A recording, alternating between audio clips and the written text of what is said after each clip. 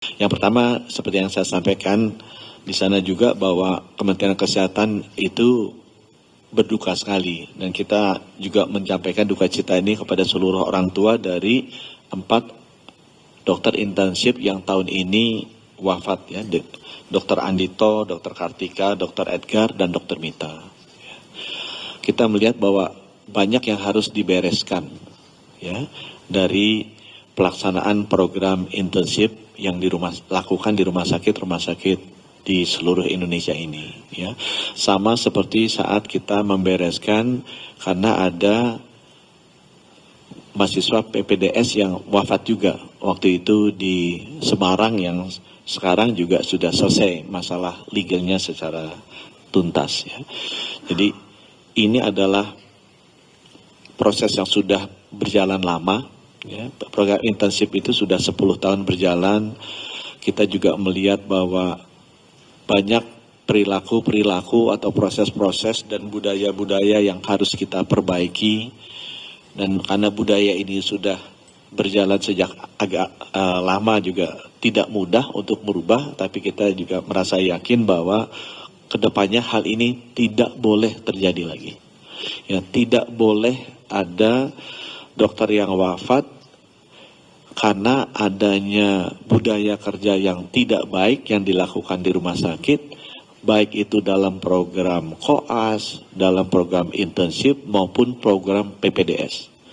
Jadi perbaikan budaya kerja, pembelajaran, pemahiran, pendidikan yang terjadi di rumah sakit untuk dokter-dokter muda kita, baik yang itu koas, baik itu internship maupun PPDS, harus tidak ada lagi.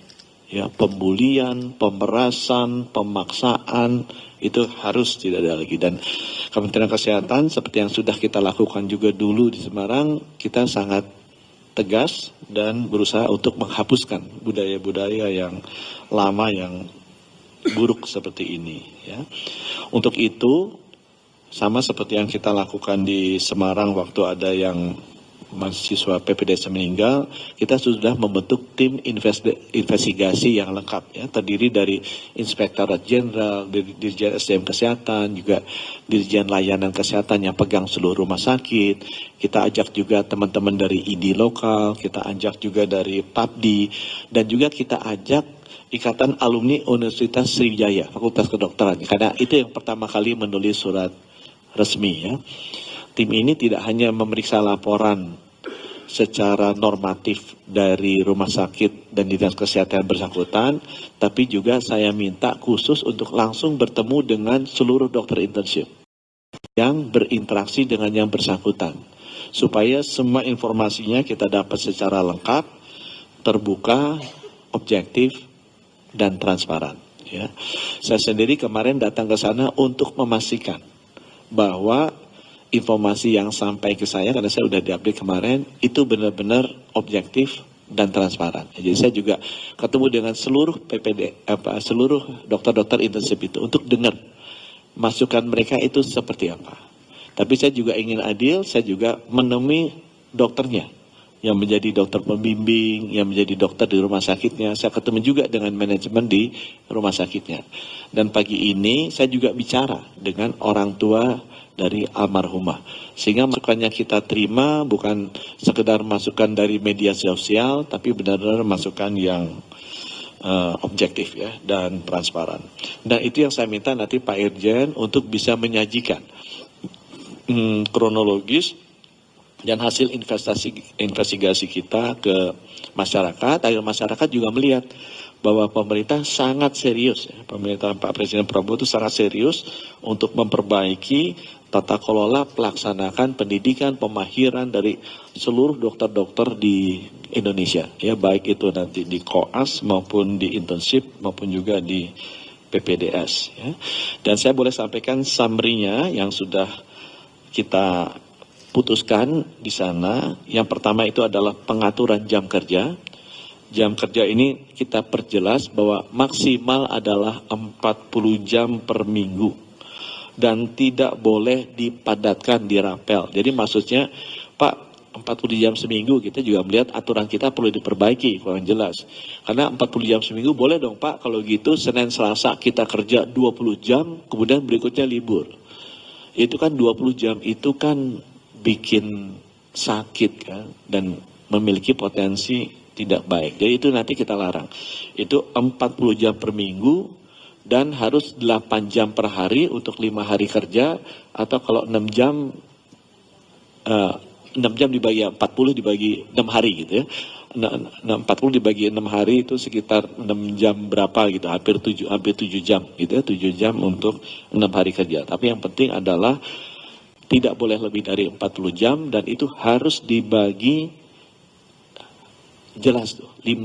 Kalau 5 hari berapa jam per hari, kalau misalnya 6 hari berapa jam setiap harinya. Tidak bisa dipadatkan, karena itu juga kita lihat terjadi banyak pemadatan dari jam kerja. Kemudian yang kedua juga kita ingin menegaskan bahwa dokter internship itu bukan pengganti dokter organik. Dokter internship itu tugasnya berlatih di bawah supervisi dokter pembimbing.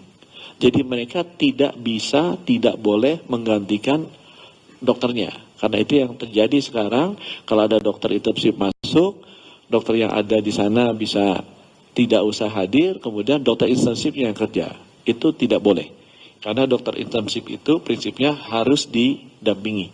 Ya, tidak boleh dipakai sebagai pengganti dari dokter organik. Kemudian yang ketiga yang kita sudah putuskan juga mengenai remunerasi. Jadi remunerasi dari dokter intensif ini itu terdiri dari 3, ya, bantuan biaya hidup dari Kementerian Kesehatan berkisar antara 3 jutaan sampai 6,5 jutaan per bulan. Nanti Ibu Yuli yang bisa cerita. Ditambah juga tunjangan khusus dari pemerintah daerah. Ditambah lagi yang ketiga adalah jasa layanan yang diberikan dari rumah sakitnya. Nah, angka di sini sangat beragam antara daerah satu dengan daerah lain berbeda. Ini masukannya kita terima. Jadi ada daerah yang generous ngasihnya, ada yang tidak. Kemudian ini menjadi iri-irian. Karena satu angkatan bisa kemudian, oh saya di daerah ini saya dapat segini loh, di fotokopi, di share di WA group, sementara yang teman yang lain tidak. Yang sama hanya bantuan biaya hidup yang dari Kementerian Kesehatan, itu sama. Kalau ataupun berbeda-beda antara tergantung lokasinya, tapi semuanya itu dibagikan, sudah disiplin, waktunya sama, dan juga besarnya konsisten gitu. Tergantung di mana dia berada. Yang tadi saya sampaikan antara 3 sampai 6,5 juta. Itu yang kita bagi tiap bulan. Tapi yang dibagikan dalam bentuk tunjangan khusus dari pemerintah daerah maupun pembagian jasa layanan dari rumah sakit itu masih tidak sama. Sehingga nanti kita akan segera mengeluarkan aturan agar semua wahana internship, baik itu puskesmas atau rumah sakit, masing-masing Pemda itu harus mengikuti standar minimal remunerasi.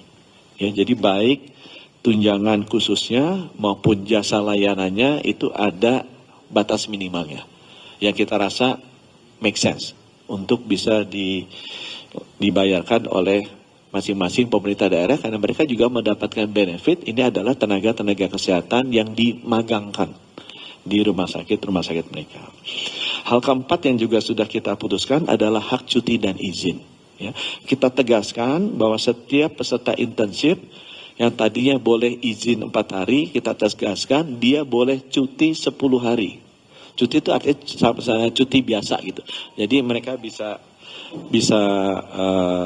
benar-benar cuti nggak usah diganti gitu. Ini sama seperti cuti biasa, tidak perlu digantikan. Dan mereka juga bisa cuti sakit, cuti melahirkan sesuai aturan yang berlaku di luar yang 10 hari ini. Ya, jadi kalau saya sakit Pak, sakitnya menurut dokter 3 hari, ya dia bisa cuti 3 hari. Kalau dia sakitnya misalnya 1 bulan, ya bisa cuti 1 bulan. Kalau dia melahirkan, ya dia cuti melahirkan sesuai dengan aturannya. Dan cuti ini tidak harus diganti. Karena selama ini kan yang mereka khawatirkan kalau cuti sakit sebulan, misalnya mereka prolong di belakang.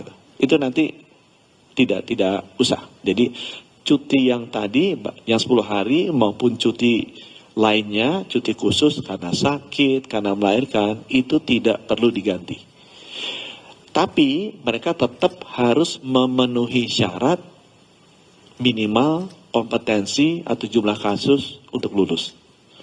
Karena yang penting kan, misalnya, supaya lulus harus bisa 5 kali misalnya melahirkan, gitu. Atau kalau dokter gigi mesti bisa, ini angkanya saya nggak ingat ya, saya kasih contoh aja ya. Misalnya dokter gigi harus 10 kali nambal. Tiba-tiba yang bersangkutan sakitnya 6 bulan. Jadi nambalnya baru 5 kali. Nah, itu otomatis yang bersangkutan belum selesai. Belum bisa kita bilang lulus. Dia harus menyelesaikan sampai 10 kali nambal. Itu contohnya. Supaya apa? Supaya fungsinya internship ini kan kita ingin memastikan bahwa dokter-dokter yang lulus nanti atau dokter gigi benar-benar terampil dan standar keselamatan pasiennya bisa kita jaga. Ya, jadi mereka harus benar-benar mampu melakukan beberapa kompetensi-kompetensi yang dasar. Tapi itu tadi cutinya dari 4 hari sampai 10 hari itu yang tanpa izin apa-apa. Tapi untuk yang cuti-cuti khusus seperti sakit dan hamil itu sesuai dengan aturan yang ada dan tidak usah diganti atau istilahnya prolong. Nah, sebagai tindak lanjut ada yang belum selesai. Ya, yang belum selesai adalah dalam proses perawatan yang bersangkutan, kita melihat ada yang perlu diperbaiki secara medis. Itu sebabnya di sini saya ajak juga Pak Sundoyo, Ketua Majelis, untuk bisa melakukan audit medis terhadap tindakan-tindakan yang dilakukan terhadap almarhumah. Apakah sudah benar prosedurnya, diagnosanya sudah benar, pemberian obatnya sudah benar, itu akan dilakukan oleh Majelis Disiplin Profesi yang diharapkan dalam seminggu selesai. Jadi minggu depan harusnya nanti saya minta Konsil Kesehatan Indonesia dan Majelis Disiplin Profesi untuk kembali melakukan press conference lah untuk bisa menyampaikan kesimpulan hasil audit medisnya itu seperti apa. Kemudian kita juga yang terakhir kita lakukan adalah kita ingin memastikan seluruh peserta internship ini dilakukan cek kesehatan gratisnya Pak Presiden Prabowo. Ya. Sebelumnya mesti kita cek kesehatan gratis ya. Download Tribun X sekarang, menghadirkan lokal menjadi Indonesia.